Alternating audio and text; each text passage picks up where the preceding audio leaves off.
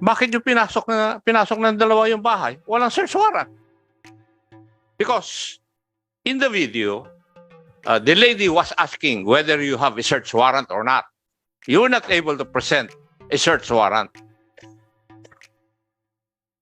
So what authority do you have to enter the dwelling of a place, the dwelling of a person, which is sacred and protected by law? Mali yung iniisip ninyo eh. Mali yung proseso na ginagawa ninyo. I do not know if the vice chair or the good prosecutor would agree doon po sa ginawa nyo na pwede palang pumasok yung dalawang pulis doon sa bahay without any search warrant when asked by the occupant. Mukhang may mali po doon eh. So there's something wrong. That's why I'm bothered doon sa inyong mga statement because it is expressly provided for by law na kailangan pag pumasok ka sa bahay na may bahay, meron ka dapat witness. Hindi nyo po nasunod yun. Pangalawa, pumasok po yung dalawang pulis, according to the video, wala pa yung search warrant. I do not know, Mr. Chair. Yeah.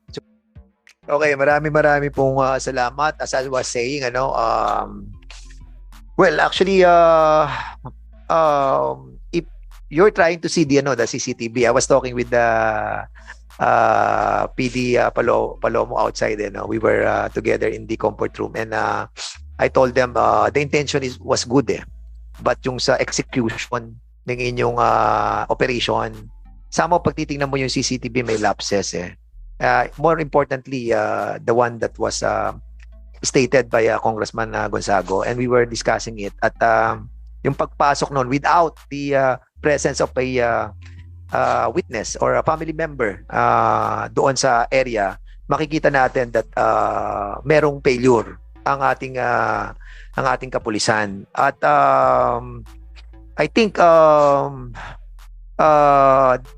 the most na ginawa rin po natin, kasi nga since wala pa yung search warrant, no? Taking it from Congressman Acop kanina, na sabi nga niya dapat ang ginawa ay inantay na muna, sineclude mo muna yung area, and then saka natin inantay yung search warrant. But indeed there was a search warrant, meron talagang search warrant, but the problem was the proper execution. So I think we can somehow hear from the side of the PNP. Siguro si RD na muna ang tanungin natin about this, since na ikaw yung may command responsibility sa pagkakataong ito, that we have seen some lapses on this. Mr. Chair, isang tanong ako. Before I recognize si RD. Yes, Congressman Rehencia. Isang tanong lang, Mr. Chair. I'm asking pa the Tungkol regional director. After that, you can ask your question. Sige, RD, please. Thank you, Mr. Chair.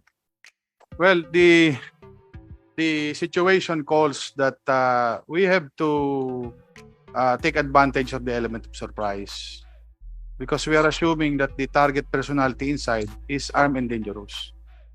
And what you have seen, what the Mrs. Nelly Barrios stated that nag-search na daw ng walang pinakitang search warrant and may pumasok sa taas.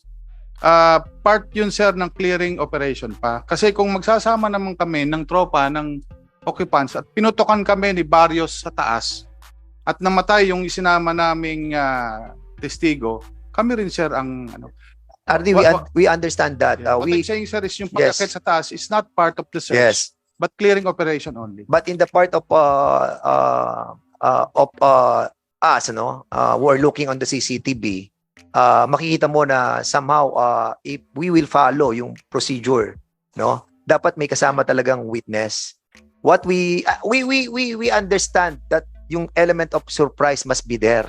Kailangan andun din yung element of surprise para, but ang problem po ay hindi po to ang nakalagay sa ating POP. Sa procedure, kahit na sabihin natin our intention is to have that element of surprise para at least ma-apprehend natin yung ating objective. But the problem is we had procedure to follow. At doon po tayo magfe-fail. We are governed by the rule of law and not of men. And we adhere also to the fact that the search warrant was there. But of course, yung pagpasok po ng isang tao doon sa itaas can be construed by others as tanim ng bala or whatever. But in this case, I think we must admit that somehow we have a failure on the operation. Yun po yung sinasabi namin dito. It must, siguro, masakit, no? But of course, we know where you're coming from. Alam namin kung saan kayo nanggagaling. But we have to follow the rule of procedure that the PNP and us have agreed upon or approved. Di ba? Kaya yun po yun, RD, yung ating pong sinasabi lang po, no? We have to be fair on this, ano? Kung sila man po ay guilty, wala po kaming pakialam doon. Pero ang tinitingnan po namin yung procedure ng PNP itself. Once we break that rule that we created, anybody can break that rule. Kahit na sino, pwede na i-break yan. And that's the reason why wag po nating simulan sana po. Sige po, RD, bago ko tawagin si Congressman Rehencia. One issue. Unahin muna natin si Congressman Rehencia. Isa lang. Okay, sige. RD, PD, at saka Chief, meron namang cure yung sinabi ko kanina, if you can present your body-worn camera. And if you can present that, there will be no iota of doubt when you present your case before the court. As a matter of fact, what the RD and PD wanted is to have an executive session on that matter, but it pertains to some national security, you know. And if you will avail that privilege, we will be granting it. But if not, we can show it if you wanted. So ano pong wisdom ng ating pong mga kapulisan?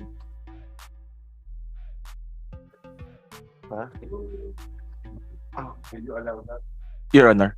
Yes, Under the rules po, Your Honor, under the present rule by the Supreme Court, Your Honor, the metadata, the video in the body-worn camera, Your Honor, is prohibited for public. Yeah, I know. That's the reason why, because Congressman Gonzaga asked for it and they approve it. But that's the reason why I'm asking if you wanted to avail the and also, Your Honor, under the rules also, Your Honor, it must be with the consent of the opposing party. Yes, correct. Under the AM 2021 Yes, Your Honor. of the Supreme Court, precisely Section 8, I think Section 8 yan, Yes, Your Honor. that we have to ask the permission of the accused kung pwede natin silang tignan. Yes, Your And that was already submitted to the court, no? Yes, Your Honor. Well, it's up to you.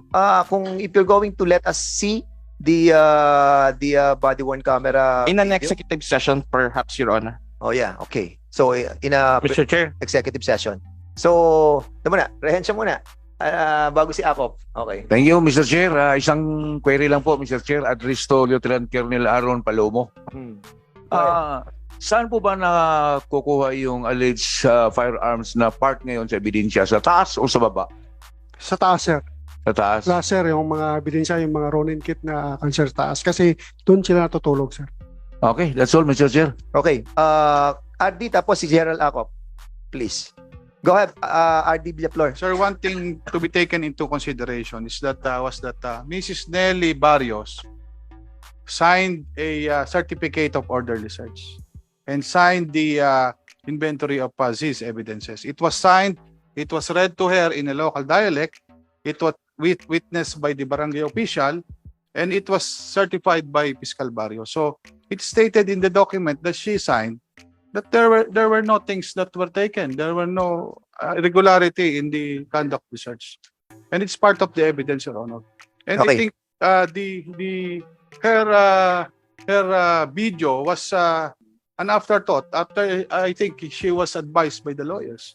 But we have the evidences, Your Honor, that she voluntarily, and we have the video, kung makikita niyo po. Okay. As much as we wanted to explore this issue, meron pa po tayong isang itatakel, Yes, Congressman Mr. Chair, Akop. So pero- before we end this, I am- the chair would like to I will- recognize Congressman Akop. Mr. Chair, maybe just like the Vice Chair of NAPOLCOM, I am bothered by the statement of Lieutenant Colonel Palomo that they can violate the provision of the rules on procedure just to make sure na wala pong tao na babarils po sa inyo. Di po ba? Yun ang statement ninyo eh. I think that's wrong because there are other ways of shall we say attaining that. For example, the question is, why would you enter a dwelling without any search warrant yet? Bakit yung pinasok ng dalawa yung bahay? Walang search warrant. Because in the video, the lady was asking whether you have a search warrant or not. You were not able to present a search warrant. So what authority do you have to enter the dwelling of a place, the dwelling of a person, which is sacred and protected by law? Mali yung iniisip ninyo eh. Mali yung proseso na ginagawa ninyo. I do not know if the vice chair or the good prosecutor would agree doon po sa ginawa nyo na pwede palang pumasok yung dalawang pulis doon sa bahay without any search warrant when asked by the occupant. Mukhang may mali po doon eh. Dahil ang isip po ninyo dahil baka mabaril. Tapos kung magdadala kayo ng witness, baka mabaril din yung witness, kargado pa ng konsensya ninyo. But there are other ways of attaining that objective. Normally, nung panahon namin, pag sinesearch namin yung lugar at delikado at wala pa yung search warrant, pinapalibutan namin para wala nang makaalis na tao. At pagdating na nung search warrant, which is the authority provided for by law para gawin ko yung dapat kong gawin, that would be the only time that I can enter the dwelling of an individual. Di ba? Di ba, Kong Ruel? Ano yung sabi doon sa batas na yung bahay na isang tao ay parang castle niya? So, yun po dapat ang sundin natin. So there's something wrong. That's why I'm bothered doon sa inyong mga statement because it is expressly provided for by law na kailangan pag pumasok ka sa bahay na may bahay, meron ka dapat witness. Hindi nyo po nasunod yun. Pangalawa, pumasok po yung dalawang pulis, according to the video, wala pa yung search warrant. I do not know, Mr. Chair. Yeah, siguro I will be asking Vice Chairman Bernardo. Terp muna to. So, what can you say about this? Yes, Your Honor. It's quite unusual that it could have been the situation could have been more calm and controlled had there been able to present the search warrant ahead. That could have disarmed yung resistance nung dweller doon sa ano. Saka during that time na madaling araw pa, kung as it turned out to be na hindi naman ito bahay ng terrorist. Iba yung sa ATC eh. We have also those conventions how to interdict a terrorist in ito organized crime. It would have been better sana kung meron ng search warrant ahead of time. And then they could have been engaged them more civilly na in the usual manner. Ayun. Kasi nga confrontational kagad dating pala. Para baga meron na kagad gulo. Hindi nila napacify yung kasi nga yung ganun. There are really many ways. I agree with Congressman Ako. There are really many ways in the law enforcement agency to disarm, to temper the situation. But it's utterly too aggressive and too abrasive din yung approach. Na kung nauna sana yung search warrant, hindi naaabot sa ganito. Thank you. And I as much as I wanted to really be on your side, because I know your intention. As a matter of fact, you're telling us that it's a organized group, but violating the POP is another one. And I think doon po kayo nagkaroon ng failure. And it is not for us, to prosecute you, no? Hindi po namin linya 'yan. Ang sa amin po ay yung pong CCTV that we were able to see, no? And based on the House bills that we have filed, ito po yung ating pagbabasihan. Nevertheless, I think wala na po tayong masyadong oras on this case. So, i-ano po muna natin, i-hold po muna natin tong case na to. And we will be tackling this in the next hearing after 2 months. So, Congressman Yes. Giron, you have the last word. Yeah, thank you, Mr. Chair, and Congressman. thank you for hearing all the parties. I think we have yet to see the CCTV of the other residents, no? Siguro in the next hearing, Mr. Chair. Yeah, and what I learned from the Chief of Police, Aaron Palomo, is that there were two cases actually filed against 2 respondents. So yung isa doon sa bahay ni Mr. Neptali Barrios, where you were able to seize guns and explosives. So and the other one dito kay Jeffrey Barrios, were those cases filed already? Yes, Your Honor.